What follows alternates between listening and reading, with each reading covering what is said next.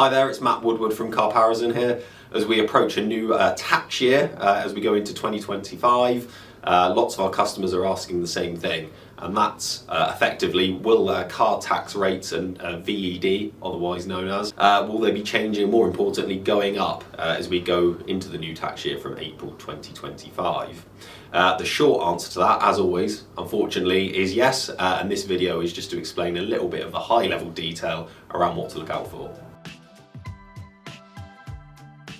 So naturally, one of the first questions we always get asked, being a leasing broker, is how will any increases in VED affect my monthly payments and the overall cost of the contract? Ultimately, naturally, they will go up, as contract hire and personal contract hire always include the road fund licence for the duration of the contract. Ultimately, these costs, whether it's the first registration fee or subsequent years' VED charges, will be factored into the contract from the outset. So ultimately they'll be absorbed into the contract over the term of the duration. Now, one of the biggest changes as we go into April 2025, or from cars taxed from the 1st of April 2025, is the electric vehicles and are subject to subsequent RFL changes in years 2, 3 and beyond, whereas this hasn't been the case before. Furthermore, if your list price of your electric vehicle is over £40,000 from the 1st of April also, it's also attracting the expensive car supplement, or the luxury car supplement, which is a further £410 annually from the second year onwards. Therefore, any electric vehicle over that £40,000 list price will look like in your monthly payments that it's affected more disproportionately, as that further fee has to be absorbed into the contract.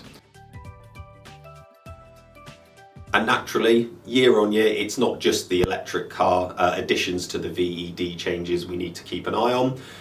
The petrol, diesel and mild hybrid vehicles that are available from Carparison will also be due inflationary based increases on their VED charges. However, there is a proportionate walk up on higher emitting vehicles. So it's even more important on those high value, high emitting vehicles, such as your Range Rovers and large SUVs, that we work closely with you and communicate clearly to ensure that where we can, those vehicles are taxed before the 1st of April 2025 and manage any communication and alteration of contract carefully should your registration date fall outside that period.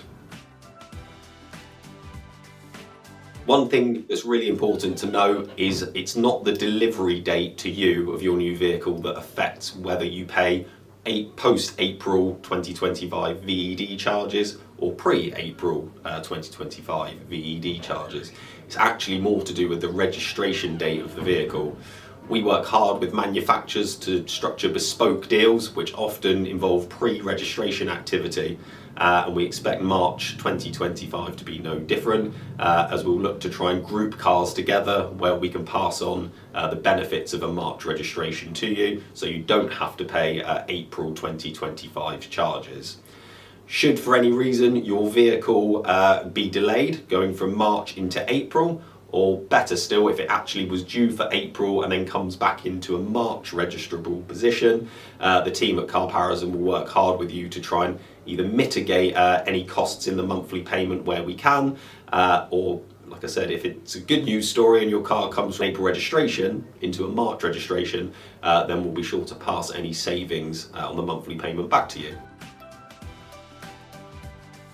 And ultimately, while some of these charges will affect the monthly payment of the lease itself, it's important to note that these charges don't have any bearing on the government's current plans around company car tax or benefit in kind as it's known.